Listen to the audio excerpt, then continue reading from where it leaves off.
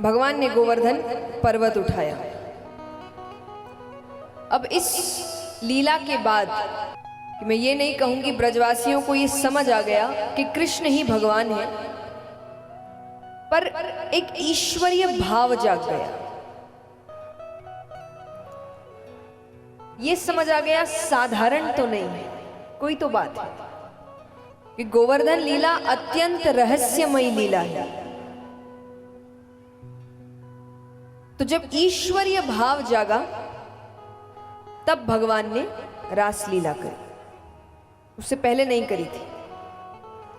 जब मन में ईश्वरीय भाव जागा तब जाकर भगवान ने रास लीला करी। शुकदेव जी रास लीला का जो प्रसंग है बहुत ही संक्षेप में सुनाते हैं। तो शुकदेव जी ने बहुत ही संक्षेप में ये कथा सुनाई। क्यों? क्योंकि उनको पता था कि कलयुग के जो जीव हैं वो इस लीला को समझ नहीं पाएंगे, वो इसमें काम देखेंगे। देखते ही हैं हम इस शब्द का प्रयोग कितने गलत वाक्यों में करते हैं। हम करते हैं, दूसरे को आप क्या रोकेंगे? मैं हमेशा कहती हूं, जब आकर लोग कहते हैं कि आजकल मजाक बन रहा है, ये कर रहे हैं, भगवान हंस कौन रहा है? मजाक बना रहा है जो बना, हंस कौन रहा है? हंस तो हम रहे हैं। आप हंसना बंद कर दीजिए, मजाक बनने बंद हो जाएंगे।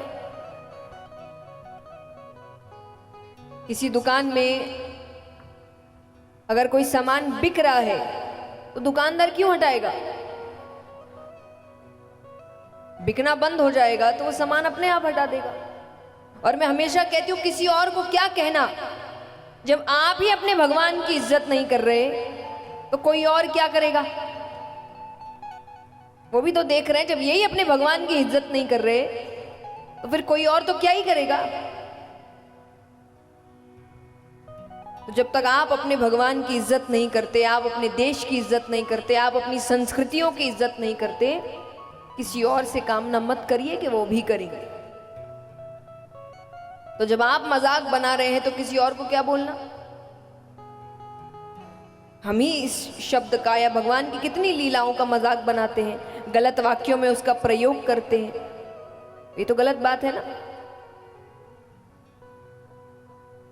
तो इसीलिए ऐसे मजाकों का हिस्सा बनना बंद कर दीजिए। देखिए, बदलाव कितने अच्छे से आ सकता है बिना हिंसा के। बस हिस्सा मत बनो, ऐसी चीजों का हिस्सा मत बनो, बदलाव आ जाएगा। पर हम हिंसा की ओर बढ़ते हैं। तो यहां पर शुकदेव जी संक्षेप में समझा रहे हैं। और भगवान जब पहली बार रास करने जा रहे थे ना, तो एक लीला हुई जो ये दर्शाती है कि रास लीला में काम कहीं भी नहीं। और पहली चीज तो इसमें काम देखना ही सबसे बड़ा पाप है। क्यों? क्योंकि ये कोई साधारण लीला नहीं है कि लड़का लड़की नाच रहे हैं। कौन नाच रहा है इसमें? भगवान। ये कैसे भूल रहे हैं आप?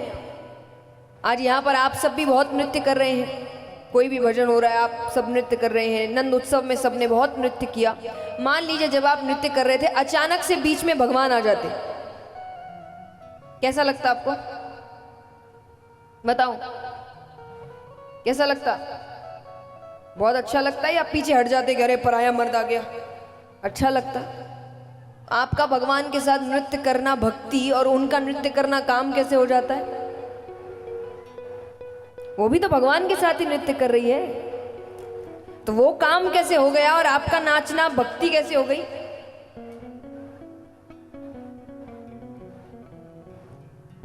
और भगवान ने रास लीला यानी नृत्य ही क्यों चुना, इसके पीछे भी कारण है। आज जब व्यक्ति सबसे ज्यादा खुश होता है, बहुत खुश, माने उसकी खुशी उसी से संभल नहीं रही, तो क्या करता है? नाचता है। उसका शरीर ही उसको संभाल नहीं पा रहा तो उसका शरीर नाचने लगता है जब वो बहुत खुश हो जाता है। तो व्यक्ति सबसे ज्यादा खुश कब हो सकता है? जो भगवान के साथ होता है। सत्य, चित और आनंद यानी असली आनंद भगवान है। तो जब व्यक्ति सबसे ज्यादा आनंद में होता है वो नाचता है, और दुनिया में सबसे ज्यादा आनंद ही आपको तब महसूस हो सकता है जब आप भगवान के करीब है। तो इसीलिए भगवान ने, जब गोपियां भगवान के साथ होती थी तो वो इतनी प्रसन्न होती थी कि वो नृत्य करती थी, और इसीलिए रास लीला हुआ। अब यहां पर फिर भी, क्योंकि कहते हैं ना भगवान को पता है कि सांसारिक व्यक्तियों को समझाना इतना आसान नहीं है, तो एक और लीला सुखदेव जी बताते हैं कि जब भगवान पहली बार रास करने जा रहे थे तो वहां पर कामदेव आते हैं। कामदेव आते हैं तो भगवान ने कहा कि आप क्यों आए हैं, क्या कारण है? उसने कहा मुझे आपके साथ युद्ध करना है।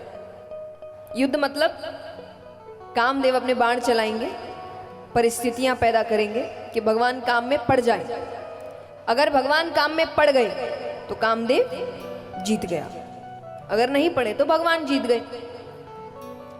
तो उसने कहा कि मुझे आपके साथ युद्ध करना है। भगवान कहे महादेव जी ने भस्म किया था, भूल गए क्या? बोले वो मेरी गलती है, मैं ऐसे के पास गया जो हर वक्त समाधि में बैठता है।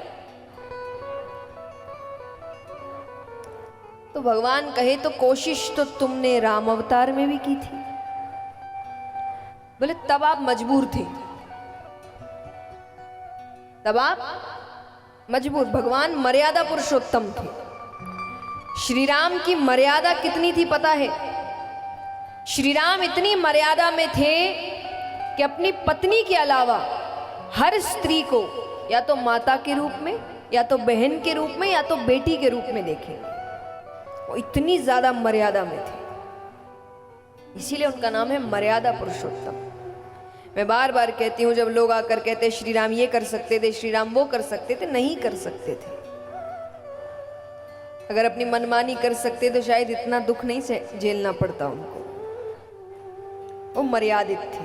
जो नियम बनाए गए हैं, नियम के अंदर रहकर काम करना पड़ेगा। तो वो कहे कि आप मजबूर थे, आप मर्यादा में थे। तो बोले अब क्या चाहते हो? बोले अब आपने ऐसे किसी व्रत का धारण नहीं किया। शरद पूर्णिमा की रात है, सुंदर सुंदर गोपियों का साथ है। अच्छा, सुंदर गोपियां क्यों कहा? गोपियां सुंदर है ये तो सबको पता ही है, पर कितनी सुंदर? तो गोपियों की सुंदरता बताई गई है। अगर आपको किसी को सबसे ज्यादा सुंदर कहना है तो हम एक शब्द का प्रयोग करते हैं। क्या कहते हैं? अप्सरा। किसी को अगर बहुत सुंदर कहना हो तो कहते हैं अप्सरा। और ये कहाँ मिलती है? स्वर्ग में। और कोई बहुत ज्यादा नहीं है, कुछ है। तो गोपियों की सुंदरता जब बताई गई है तो कहा गया है कि स्वर्ग में जितनी भी अप्सराएं हैं उन सबकी सुंदरता मिला दो, सबकी, तब जाकर ब्रज की एक गोपी बनती है। गोपियां इतनी सुंदर थी। तो वो कहे सुंदर सुंदर गोपियों का साथ है, हर चीज मेरे हिसाब से है, आज तो मेरी ही जीत होगी। भगवान कहते कर लो कोशिश। कामदेव ने बहुत बाण चलाए, बड़ी परिस्थितियां पैदा करी, पर एक का भी असर भगवान पर, ना भगवान पर हुआ ना गोपियों पर हुआ। उस दिन कामदेव नतमस्तक हो गए कि रास लीला में काम कहीं नहीं है।